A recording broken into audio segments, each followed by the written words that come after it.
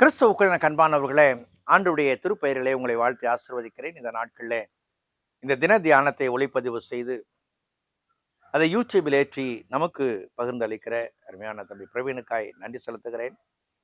கடவுள் அவரையும் அவருடைய குடும்பத்தையும் அபிரிதமாய் ஆசீர்வதிக்கிறேன். நீங்களும் அவருக்காக ஜெபிக்க உங்களை அன்போடு கூட கேட்டுக்கொள்கிறேன். இந்த நாளின் தியானத்திற்காக ஒரு வசனத்தை உங்களுக்கு முன்பாக வைக்கிறேன். அது யோவான் நற்செய்தி நூல் 10ஆம் அதிகாரம் 12வது வசனம். மேய்ப்பனாயிராதவனும் ஆடுகள் தனக்கு சொந்தமல்லாதவனுமான கூலியால் ஓநாய் வருகிறதைக் கண்டு அவைகளை விட்டு ஓடி போகிறான். அப்பொழுது ஓநாய்கள் ஆடுகளை பீறி அவைகளை சிதறடிக்கும். அருமையான வார்த்தை, மேய்ப்பனாய் இராதவனும். இன்றைக்கு ஆண்டவர் உங்களையும் என்னையும் நல்ல மேய்ப்பர்களாக நிலைப்படுத்துகிறார். Be a good shepherd. தாவீது சொல்லும் பொழுது கர்த்தரின் மேய்ப்பராய் இருக்கிறார் என்று சொல்லுகிறார். இந்த மேய்ப்பனுடைய பணிகளிலே இறைவனை உருவகப்படுத்தி அவர் என்னை எப்படியெல்லாம் பாதுகாத்தார், பராமரித்தார் என்பதை தெளிவுபடுத்துகிறார். இங்கு புதிய ஏற்பாட்டிலே வரும் பொழுது ஆண்டவர் நானே நல்ல மேய்ப்பன் என்று சொல்லுகிறவர் நல்ல மேய்ப்பனுடைய குணாதிசயங்களை வெளிக்காட்டும் பொழுது, நல்ல மேய்ப்பனானவன் தன்னுடைய ஆடுகளை பாதுகாக்கிறான், பராமரிக்கிறான், போஷிக்கிறான், அன்பு செலுத்துகிறான் என்று பட்டியலிடுகிறார். அன்புக்குரிய விசுவாசிகளே, நல்ல மேய்ப்பனாய் இல்லாதவனுடைய கேரக்டர் வேறு. அவன் ஓடி போகிறான், சொல்லுவாங்கல்ல கூலிக்கு மாரடிக்கிறதுன்ட்டு. அவனுடைய கரிசனை எல்லாம் அவனுடைய வயிறு.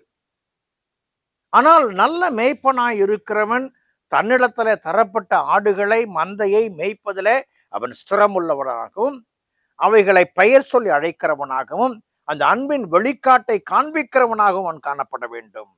அன்புக்குரியவர்களே, தாவீது ஆண்டவரை நல்ல மேய்ப்பன் என்று அடையாளம் கண்டு கொண்டான். இன்னைக்கு நீங்களும் நானும் ஆண்டவரை நல்ல மேய்ப்பன் என்று அடையாளம் கண்டு கொள்ளுவோம் என்று சொன்னால்,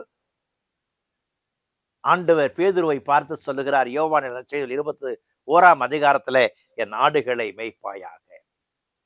எப்படி கூலியால் மாதிரி அல்ல, ஓடிப்போகிற நிலைமையிலே அல்ல, கொழுத்ததை தின்கிற நிலைமையிலே அல்ல, ஓநாய்களை போல பட்சிக்கிற நிலைமையிலே அல்ல. என் ஆண்டவர் என்னிடத்திலே காண்பித்த அன்பை, என் ஆண்டவர் என்னிடத்திலே காண்பித்த பராமரிப்பை, என் ஆண்டவர் என்னிடத்திலே காண்பித்த பாதுகாப்பை நான் மேய்க்கிற மந்தையிடத்திலே காண்பித்து அதை உயர்த்தும்படியான உன்னத பொறுப்பை ஆண்டவர் தந்திருக்கிறார். செயலாற்ற முற்படுவோமா? கடவுள் ஆசீர்வதிப்பார். ஜெபம் செய்வோம்.